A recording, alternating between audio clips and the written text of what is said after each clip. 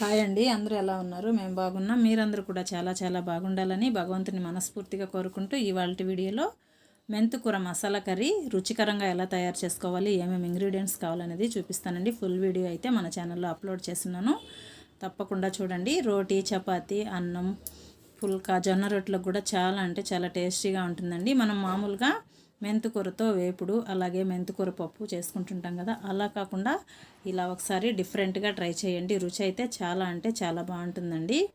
చిన్నపిల్లల నుంచి పెద్దవాళ్ళ వరకు చాలా ఇష్టంగా తింటారు.